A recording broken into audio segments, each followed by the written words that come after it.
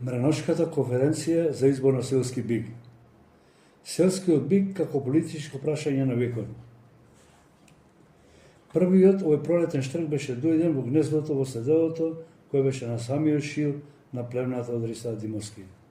Додека еден друг штрк во кругови го надетуваше селото, тој во седелото ги подрашири крилјата како да сакаше полетот, ја крена високо главата, го легна долгиот врат по грбот и силно заштрака со долгиот и црвен круг.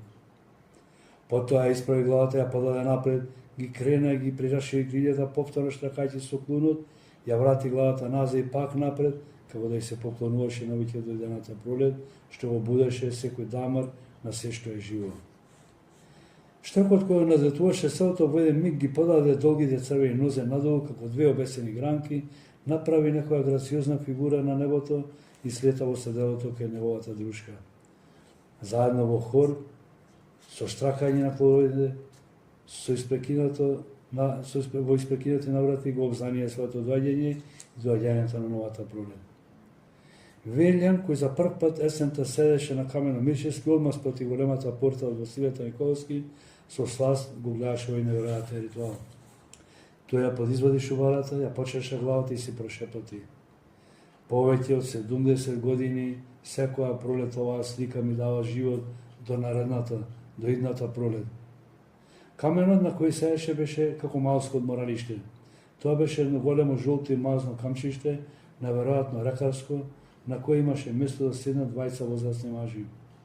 Ова камчиште од големарека го има донесено дедо Јан, така се фалеше Драган Јаневски, а додуше и сите други мреношени исто да го зборуваа.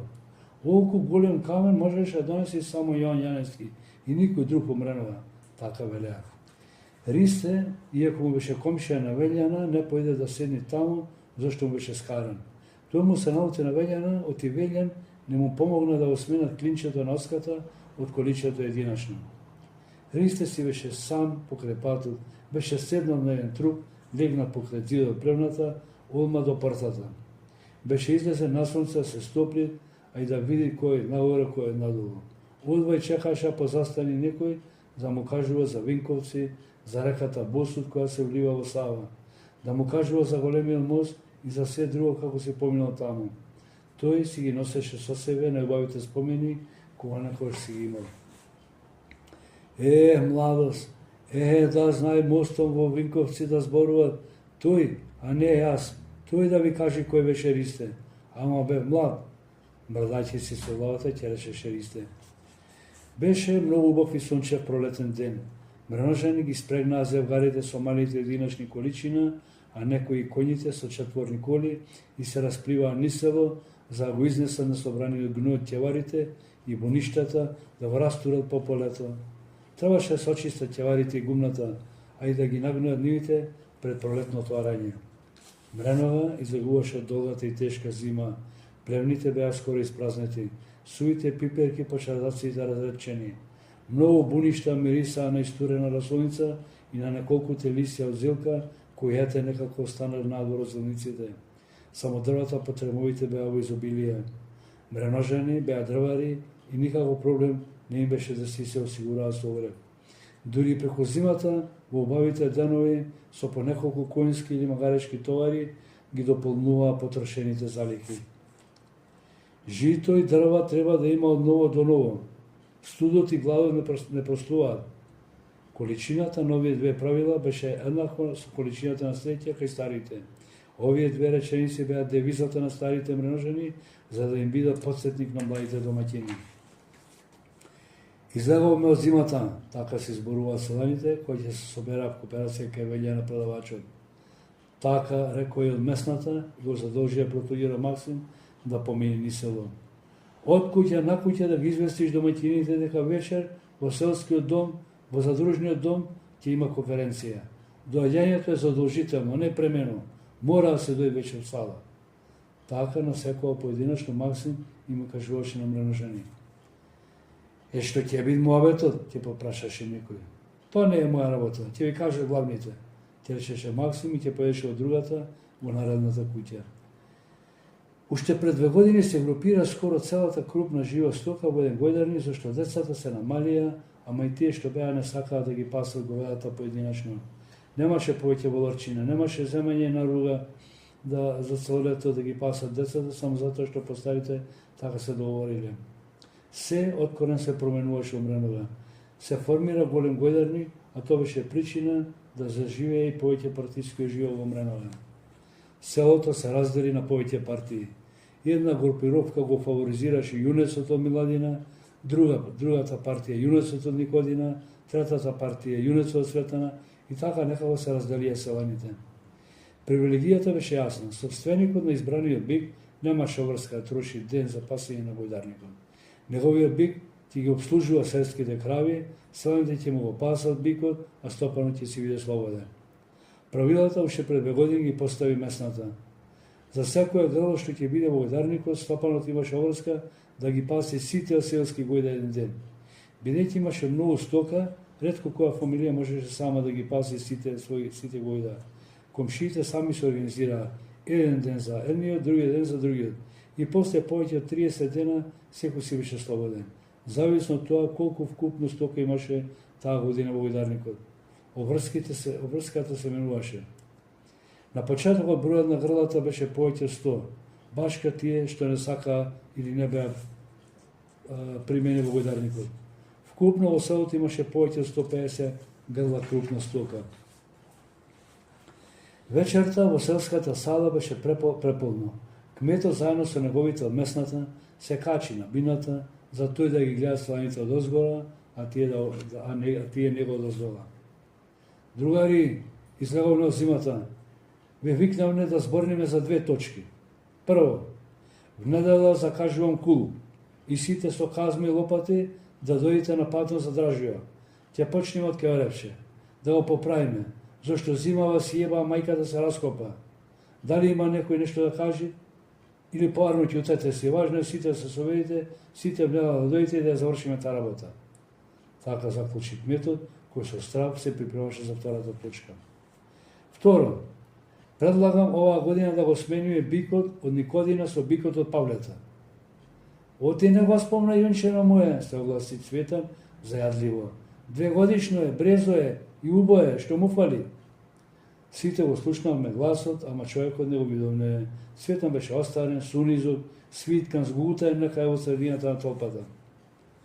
Предлогот се обива смества, извика кметот, многу гласно па даде образложение.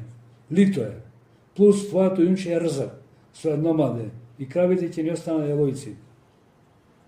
Цветан имаше слаба партија и никој не го поддржа. А јунчето, за право да се каже, не беше лито, беше четворо и сите знаат дека беше со 2 мадина и толку кантари му беа обесени. Ама ете, и јас да ти бев пријател и без мадина да беше, ќе речеше дека има 3, а не 2. Полугласно рече Цветан, ама колку да рече, а никој да не го слушне. Кметот, кој очигледно беше на страната на Павлета, гледаше како да ја потурка идејата, селски бик да биде од Павлета, а да го елиминира бикот од Никодина. И почна. Јас мислам дека сите ќе се сложите од оваа пролет селски бик да биде од Павлета. Убав е бикот. Ќе има убај телина. Големе и е со 2 платна, четворене. Што се вели. Така кметот го пофали бикот од Павлета, а половина сала се разнесе глас. Ти како сакаш мисли, ама кој ти рече дека ќе се согласиме, ти сам си рече, не раковне ние. И од Никодина е четворен. На јуба и телина оваа зима имаше умренове. Гласно згрме половината од салата, која беше партијата, групировката околу Никодина. Ама в година ќе имаме уште пубај, ако е бикот од Павлета. Некако мудро, но не баш убедливо сакаше кметот да ја наметне својата идеја. Така е, согласи другата групировка, партијата околу кметот и Павлета. Ќе имаме сигурно убај телина, оти убав бикот, и рогоите му се многу правилни од Никодина, е со штогодни рогови. Така речи Шуто. Ете, лани беше од Никодина. Нека бит годинава од Павлета. Некако, како во хор се огласи таа половина од собирот и веќе почнуваше се вшештува целата атмосфера околу изборот на селски бик. И не знам како ќе завршеше ако однадвор не се зададе бале, што го зеде за презиме името на деда Мористата. Скоро со тресок ја отвори вратата и без да се вклопува во атмосферата, право кини се комбината, кон раководството што ја водеше конференцијата. Се искачи бале на бината, без никого да прашува, ниту некого да поздрави. Застане истопорен, ги засука жолтите мустаки и почна. Зошто се расправате, бе? Што решавате, што развикувате, дури на патон се слушате. Сакаме да го замениме бикот од Никодина со бикот од Павлета. Доставуваше на бикот од Никодина. Така рече кметот, ама малку колебливо. Бале ја крена левата рака, го одвои палецот од дланката, ја стави под носот и помина надолу, истовремено мазнејќи си ги мустајќите и брадата. Се поднакашла малку, колку да го насочи вниманието уште повеќе кон себе и со многу сериозен тон му се обрати на главните. Кој рече дека му е доста бикот од Никодина? Му се потрошија мадината, погодинава не чини. Ги погледна сите од озгора, за повисоко да го постави пресудното прашање. Ајде бе, вие што развикувате, што се бунтувате, за да го смените јунецот, кренете рака да видиме која крава не остане задоволна од бикот. На собраните некако се згурлаа како да ги фати во небрано, ништо лошо не може да излезе, зашто сите крави беа обслужени од бикот и сите се отелија. Кметот, сваќајќи дека нема како да ја протуркат неговата идеја, на брзина заклучи. Добро бе, добро. Ајде, ова лето нека видите од Никодина, а за година ќе видиме. Може најесен па ќе го видат Никодин. Погледна лево, десно и додаде. Со ова ја затворам конференцијата и точка. Бале се заврати и на заминување се му изусти. Така. Никој не знаеше дали му рече на кметот, дали рече на толпата или си рече сам за себе. Така рече и си замина, по него си замина не сите.